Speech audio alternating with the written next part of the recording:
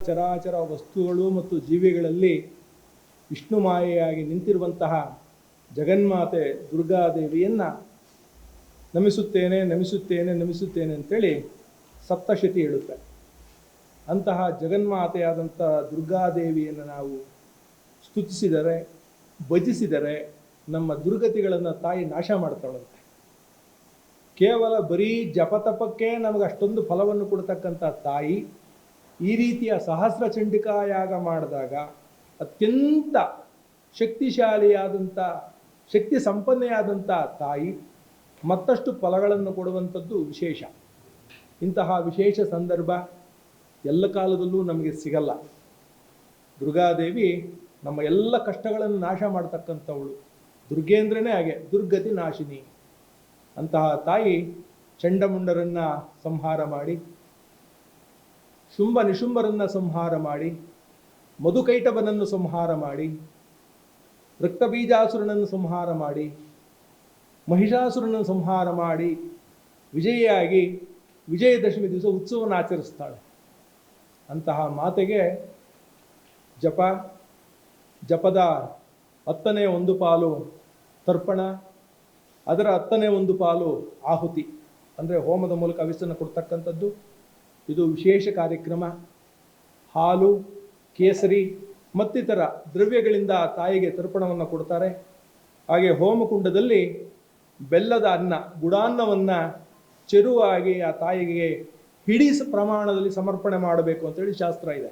ಒಂದು ಮುಷ್ಟಿಯಷ್ಟುಗಿಂತ ದೊಡ್ಡದಾಗಿರಬೇಕು ಅಂತೇಳಿ. ಪ್ರತಿ ಆಹುತಿಯನ್ನು ಕೊಟ್ಟಾಗ ಅದು ಪಚನವಾದರೆ, ಏನು 108 ಕುಂಡಗಳಲ್ಲಿ ಪಚನ ಆಗುತ್ತೆ, ಅದು ಸುತ್ತಲಿನ ಪರಿಸರವನ್ನು ಶುದ್ಧಿ ಮಾಡುತ್ತೆ. ಈ ಯಾಗ ಶಾಲೆಯಲ್ಲಿ ಮತ್ತು ಸುತ್ತಲಿನ ಪರಿಸರದಲ್ಲಿರ್ತಕ್ಕಂಥ ಜನಗಳಲ್ಲಿ ಧನಾತ್ಮಕ ಶಕ್ತಿಯನ್ನು ತಂದುಕೊಡುತ್ತೆ ಅಂತಹ ಯಾಗ. ಆ ತಾಯಿ ಸದಾ ಸುಪ್ರಸನ್ನಳಾಗಿರ್ತಾಳಂತೆ. ತಂದೆ ಶಿಕ್ಷಣವನ್ನು ಕೊಡಬಹುದು, ನಮಗೆ ಉದ್ಯೋಗವನ್ನು ತೋರಿಸಬಹುದು, ಆದರೆ ಮಮತೆ ಕೊಡ್ಲಿಕ್ಕೆ ತಂದೆಯಿಂದ ಸಾಧ್ಯ ಇಲ್ಲ. ತಾಯಿ ಮಾತ್ರ ಮಮತೆ ಕೊಡ್ತಾಳೆ. ಅಂತಹ ದುರ್ಗಾದೇವಿ ಜಗನ್ಮಾತೆ ನಮ್ಮೆಲ್ಲರಿಗೂ ಕೂಡ ಮಮತೆಯನ್ನು ಕೊಡಲಿ ಅನ್ನುವ ಉದ್ದೇಶದಿಂದ ಶ್ರೀಮತಿ ಸೌಭಾಗ್ಯವತಿಯವರು ಹಾಗೂ ಶ್ರೀ ವೇಣುಗೋಪಾಲ್ರವರು ಕನಿಷ್ಠ 4.5 5 ಕೋಟಿ ರೂಪಾಯಿಗಳ ಖರ್ಚು ಬರುತ್ತೆ ಅಂತೇಳಿ ನನ್ನ ಅಂದಾಜು.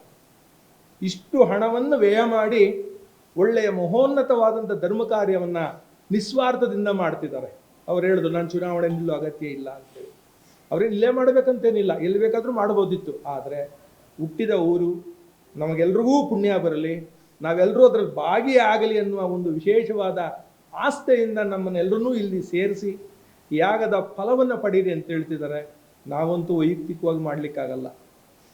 ಶತಚಂಡಿ ಯಾಗವನ್ನೂ ನಮ್ಮಿಂದ ಮಾಡಲಿಕ್ಕೆ ಸಾಧ್ಯ ಇಲ್ಲ. ಸಹಸ್ರ ಚಂಡಿ ಯಾಗದ ಸೂವೃಷ್ಟಿ, ಒಳ್ಳೆಯ ಮಳೆಯನ್ನು ಸುರಿಸ್ತಿದ್ದಾರೆ, ನಾವು ಅದನ್ನು ನೆನೀಬಹುದು. ಅಂದರೆ ಆ ತಾಯಿಯ ಅನುಗ್ರಹದ ಮಳೆಯಲ್ಲಿ ನಾವು ನಿಂತು ಆ ತಾಯಿಯ ಕೃಪೆಗೆ ಪಾತ್ರರಾಗುವಂತಹ ಒಳ್ಳೆಯ ಸುಸಂದರ್ಭ. ಈ ಕಾರ್ಯಕ್ರಮಕ್ಕೆ ಕಂಚಿಯ ಸ್ವಾಮೀಜಿಗಳೂ ಸಹ 24ರಂದು ಬರ್ತಿದ್ದಾರೆ. 25ನೇ ತಾರೀಕು ಬೆಳಗ್ಗೆ 10 ಗಂಟೆಗೆ ಉಡುಪಿಯ ಪೇಜಾವರ ಸ್ವಾಮಿಗಳು ಸಹ ಬಂದು ಎಲ್ಲರನ್ನೂ ಆಶೀರ್ವಾದ ಮಾಡ್ತಿದ್ದಾರೆ. ಹಾಗಾಗಿ ನಮ್ಮ ತಾಲೂಕಿನ ಜನತೆ ಅಷ್ಟೇ ಅಲ್ಲ, ರಾಜ್ಯದ, ನೆರೆ ರಾಜ್ಯದ ಎಲ್ಲ ಜನರೂ ಸಹ ಈ ಕಾರ್ಯಕ್ರಮದಲ್ಲಿ ಭಾಗವಹಿಸಿ ಜಗನ್ಮಾತೆಯ ಕೃಪೆಗೆ ಪಾತ್ರರಾಗಲಿ ಅಂತೇಳಿ ನಾವಂತೂ ಸಹ ಬೇಡ್ತೇವೆ. ಆ ತಾಯಿಯ ಕೃಪೆ ನಮಗೆಲ್ಲರಿಗೂ ಕೊಡೋದಕ್ಕಿಂತ ಅಮಿತ ಫಲವನ್ನು ಧರ್ಮದರ್ಶಿಗಳಾದಂಥ ವೇಣುಗೋಪಾಲ್ರವರಿಗೆ ಕೊಡಲಿ ಅಂತೇಳಿ ಪ್ರಾರ್ಥನೆ ಮಾಡ್ತೇನೆ. ಆಲದ ಮರ ಒಂದು ಚೆನ್ನಾಗಿದ್ದರೆ ಸಾವಿರಾರು ಗಿಳಿಗಳು ಅದರಲ್ಲಿ ವಾಸ ಮಾಡ್ಬೋದಂತೆ. ಆಲದ ಮರ ಒಣಗೋದ್ರೆ ಕೆಳಗಡೆ ಒಂದು ಸಣ್ಣ ಪಕ್ಷಿಯು ಗೂಡು ಕಟ್ಟಲಿಕ್ಕೆ ಸಾಧ್ಯ ಇಲ್ಲ. ಹಾಗೆ ಅವರು ಧರ್ಮದರ್ಶಿಗಳಾಗಿ ಧರ್ಮ ಕಾರ್ಯವನ್ನು ಮಾಡ್ತಿದ್ದಾರೆ. ಆ ಆಲದ ಮರದಂತೆ ನೆರಳು ಮತ್ತು ಹಣ್ಣಿನ ರುಚಿಯಾದಂಥ ಫಲ ನಮಗೆಲ್ರಿಗೂ ಸದಾ ಕೊಡುವಂಥ ಶಕ್ತಿಯನ್ನು ತಾಯಿ ಕೊಡಲಿ.